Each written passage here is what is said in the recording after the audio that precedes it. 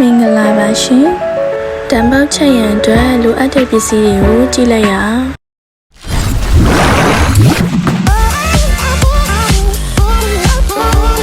အရင်ဆုံးထောပတ်စီထည့်မယ်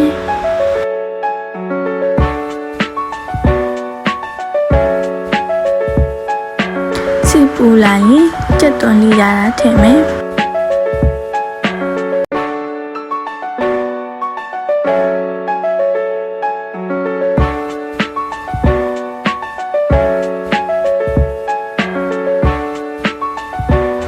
ကြက်သွန်ကိုရွှေဝါရောင်တန်းသည့်အထိကြော်ပေးရပါမယ်ဒီအနေထားလောက်ရောက်ပြီဆိုရင်မီးပိတ်လိုက်ပါပြီးရင်ကြက်သွန်ကိုတဝက်စေလိုက်ပါ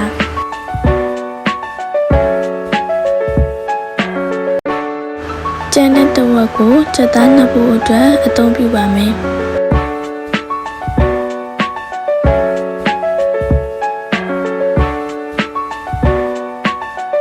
စေထားသောကြက်သွန်ကိုစီချအောင်ထားပေးပါကြက်သားနှစ်ခုအတွက်စီတာအရင်ဆုံးထည့်မယ်ပြီးရင်နှံ့အောင်မှွေလိုက်ပါ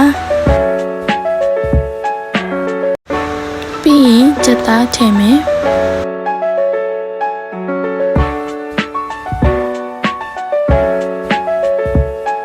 စားထမင်းစားစုံတစ်စုံထည့်ပါမယ်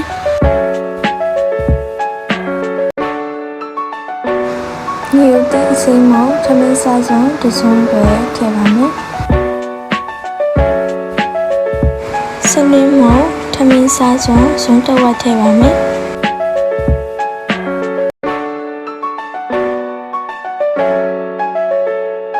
နန်းနန်းစီမောထမင်းစားစုံတစ်စုံတစ်ဝက်ထည့်ပါမယ်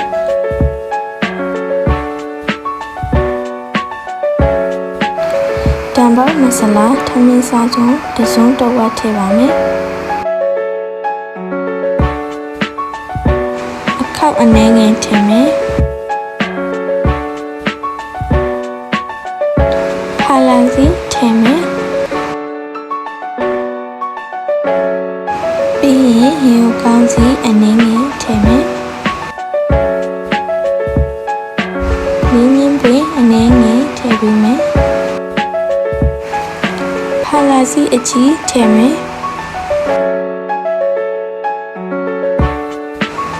အရွက်အနည်းငယ်ထည့်မယ်ပြီးရင်မြင်းသီးစိမ်းကိုနှစ်ချမ်းခွဲပြီးထည့်မယ်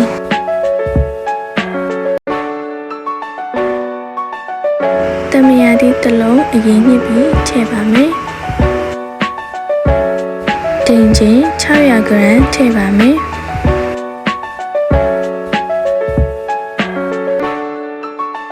ပြီးရင်ပူစီနံအနည်းငယ်ထည့်မယ်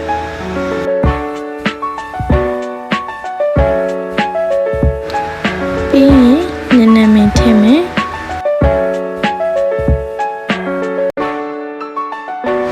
ပြီးရင်အားလုံးကိုနှံ့ဆက်အောင်မှွေပေးမယ်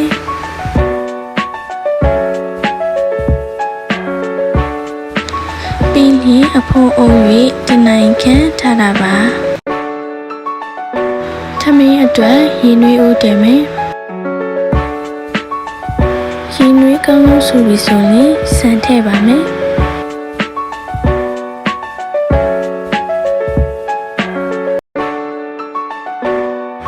စားထမင်းစားစုံတစ်စုံထည့်ပါမယ်ပြီးရင်6ပတ်စီအနည်းငယ်ထည့်ပေးမယ်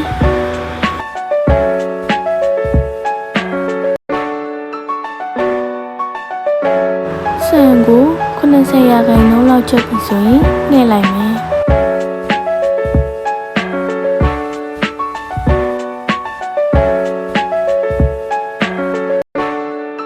တနိုင်နှစ်ထားသောကြက်သားကိုစီပြန်အောင်ချက်မယ်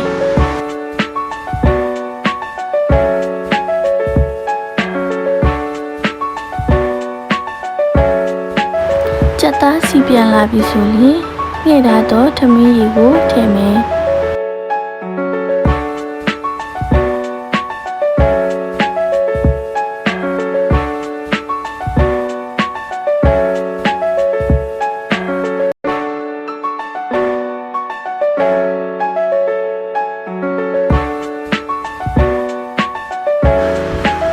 ချက်ပြီဆိုရင်ညှိထားသောထမင်းကိုတဝက်ထည့်မယ်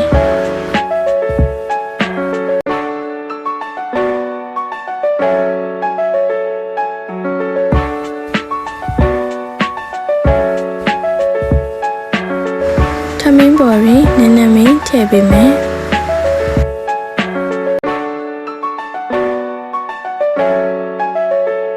ပြီးရင်ပူတီနံထည့်ပေးမယ်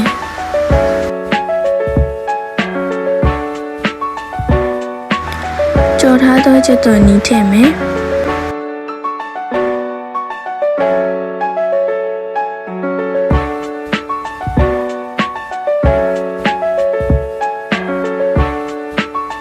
ထောပတ်စီအနည်းငယ်ထည့်မယ်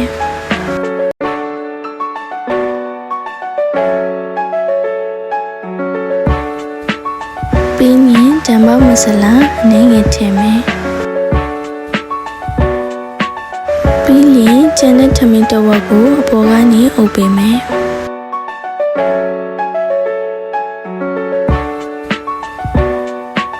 ပြီးရင်အယောင်နည်းနည်းစီထည့်မယ်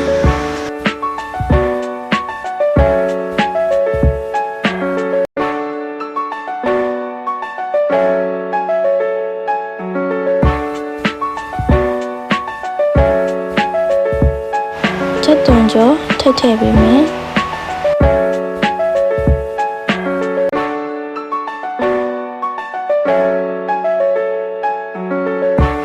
ပြီးရင်ပူစီနံထည့်မယ်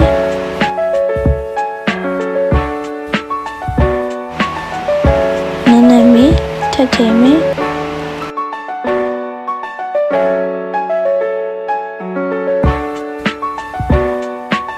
ထောပတ်စီအနည်းငယ်ထည့်မယ်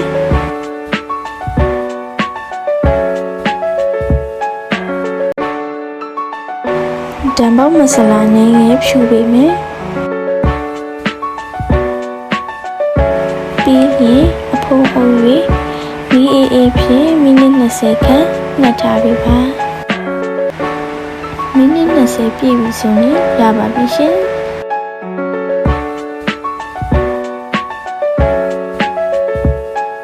အခုဆိုရင်တော့အရသာရှိတဲ့ဓာတ်ပေါက်လေးကိုစားသုံးနိုင်ပါပြီရှင်